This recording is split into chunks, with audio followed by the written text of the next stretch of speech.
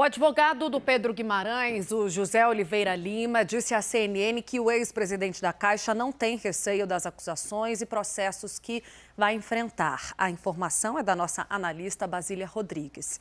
O advogado disse ainda que Pedro Guimarães quer que haja uma apuração rigorosa das denúncias de assédio contra ele, por funcionários do banco, e que no final ficará provada a inocência dele. José Oliveira Lima também conclui dizendo que há convicção de que Guimarães é inocente dos dois tipos de assédio, moral e sexual, apesar dos vários relatos feitos por várias funcionárias, além da divulgação de áudios que teriam sido capturados em reuniões do banco, vários deles registrando xingamentos por parte de Pedro Guimarães. Eu tenho os meus analistas para a gente falar sobre esse assunto. Sim, boa tarde, gente. Leandro, Renata e Yuri, bem-vindos. Segundou. Yuri Pita, começo contigo para a gente destacar, então, a investigação dos procuradores que já estavam em busca de elementos que comprovassem o assédio sexual. Vimos agora que a lupa também está voltada para a investigação do assédio moral e que revelações, a gente fica se perguntando, Yuri, os procuradores podem conseguir ao passo que essa investigação vai ganhando corpo. Oi, Tainá, boa tarde para você, Renata, Leandro, para quem nos acompanha no 360.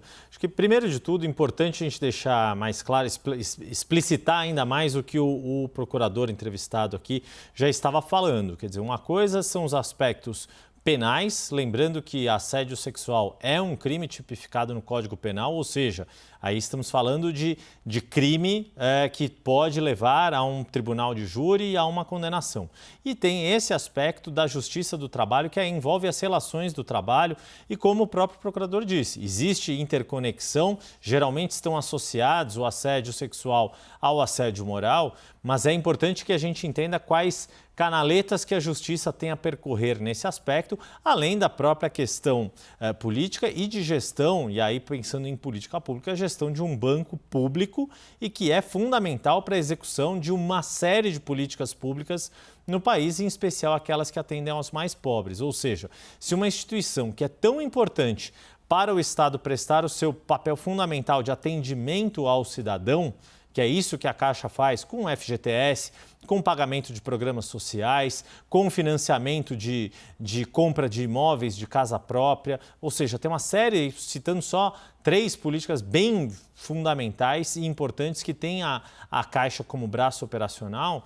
Quer dizer, se um banco tem essa importância em termos de políticas públicas, é fundamental que a gestão dele também siga uma série de preceitos e princípios que são basilares da boa política pública, da boa gestão pública. E quando ocorrem casos de abuso de poder, de abuso de superioridade hierárquica, como foram esses relatados pelas vítimas desses atos de assédio sexual que teriam sido cometidos pelo ex-presidente da Caixa, é disso que se trata. A gente levar em conta que tem uma série de implicações de gestão de um instrumento fundamental de execução de políticas públicas como a Caixa, mas também entender que há questões que podem ser respondidas, virarem processos muito sérios no âmbito trabalhista, além do âmbito penal, que é o crime de assédio sexual tipificado no Código Penal e que aí Pedro Guimarães pode responder na pessoa física. Mas também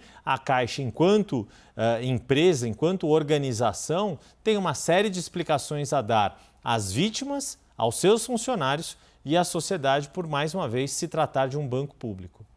Pois é, Renata Agostini, essas demissões ou os pedidos de demissões até aqui não colocam fim às investigações, pelo contrário, acendem a necessidade de acentuá-las neste momento. Aliás, até aqui a gente viu a defesa do Pedro Guimarães negando veementemente que ele tenha cometido qualquer tipo de assédio, apesar das denúncias que evidenciam, inclusive, certa naturalização dessa postura no ambiente de trabalho da Caixa. Que respostas, Renata, na sua avaliação, ainda estão em aberto neste caso e precisam ser respondidas com certa urgência?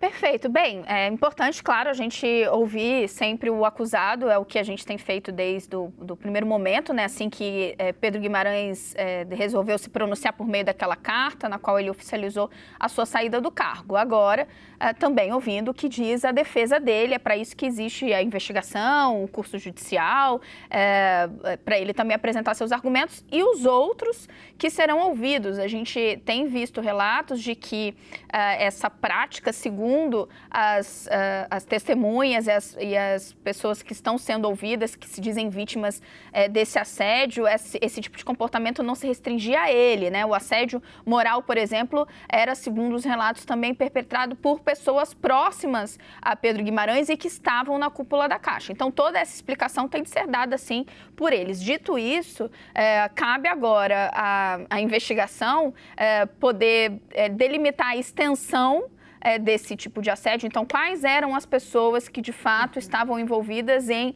não só evitar que denúncias chegassem aos meios existentes na Caixa, a corregedoria, os canais de denúncia, que faziam essa seleção desses casos para poder diagnosticar possíveis pontos nos quais as denúncias poderiam surtir efeito e, portanto, promover essa retaliação. Então, quem são as pessoas envolvidas? Por que esse tipo de comportamento conseguiu encontrar um ambiente frutífero, próspero, né? Durante tanto tempo num banco do tamanho da Caixa. Quando você fala assim, o que a gente ainda tem o que ainda tem de ser respondido, são todos esses aspectos. Quantas pessoas foram vítimas? Quais foram os prejuízos à carreira dela? A investigação está aí e esperamos, né, para desnudar todos esses aspectos. Isso. Quem são as pessoas que ainda estão lá e que compactuavam com esse tipo de comportamento, não é, Renata? Vou chamar o Leandro Rezende também, Leandro, para a gente falar daqui para frente, né? O que a gente lê e o que a gente ouve falar é de que essa mudança inicial, com a chegada da Daniela Marques, já trouxe um clima maior de alívio entre os funcionários. Que recado a Daniela Marques vai precisar expressar e que tipo de mudança ela precisa fazer no ambiente de trabalho da Caixa ao chegar no comando do banco? Bom, Tainá, boa tarde para você, Yuri, Renata, boa semana para todo mundo que está com a gente aqui no 360. Sem dúvida que a primeira tarefa da nova presidente da Caixa Econômica é transformar o banco num espaço seguro de trabalho, sobretudo para as mulheres, mas de modo que os trabalhadores da Caixa Econômica não sejam vítimas de nenhum tipo de assédio, seja ele moral ou sexual. E é nesse sentido que as instituições estão cobrando respostas rápidas, né? O Tribunal de Contas da União tem uma apuração, tem também a fala da ministra Ana Reis, presidente do TCU, na semana passada, cobrando, né, solicitando informações sobre os mecanismos de prevenção e combate ao assédio que, porventura, existam ou não existam na Caixa Econômica. Essa é uma demanda que a nova presidente da Caixa vai ter que responder, e uma cobrança do Ministério Público do Trabalho, que está materializada na ida hoje do Procurador-Geral do MPT lá na sede da Caixa Econômica. A gente viu a fala dele mais cedo aqui, eu conversei lá também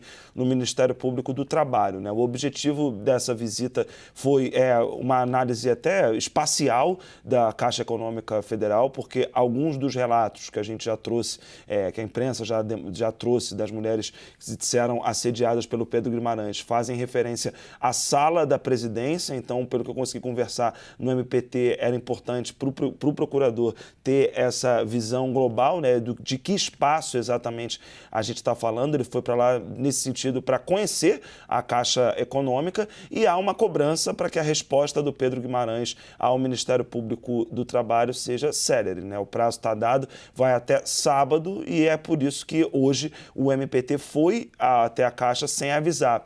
Esse é um tipo de expediente que é comum em casos considerados urgentes. Por exemplo, eu pedi, conversando com as pessoas lá do Ministério Público do Trabalho, para listar casos em que o mesmo expediente, né, de uma ida sem avisar tenha sido feita. Foi feito, por exemplo, no auge ali da pandemia, na circulação da variante Ômicron, ali no começo desse ano, final do ano passado, as medidas restritivas não estavam sendo seguidas por algumas instituições. O MPT fez incursões de surpresa nas instituições para poder constatar isso e tentar conseguir condições melhores de trabalho. Essas medidas urgentes são frequentemente usadas por procuradores aqui no Rio de Janeiro, em outros lugares lugares do país, por exemplo, que investigam casos de trabalho análogo à escravidão. Dá uma demonstração, citei casos graves aqui, e o do Pedro Guimarães, né, dá uma demonstração de que você tem uma instituição importante, que é o Ministério Público do Trabalho, que está encarando essa história toda do Pedro Guimarães também com muita seriedade, cobrando que ele responda logo até o próximo sábado, né, dia 9 de julho, as perguntas feitas pelo Ministério Público do Trabalho, e também adotando esse expediente urgente, quando há risco para os trabalhadores que estão no local. É isso que o Ministério Público do Trabalho considera para tomar uma medida desse tipo, como essa inspeção que fez hoje lá na Caixa Econômica Federal. Tainá. Obrigada também pelas informações, Leandro Rezende.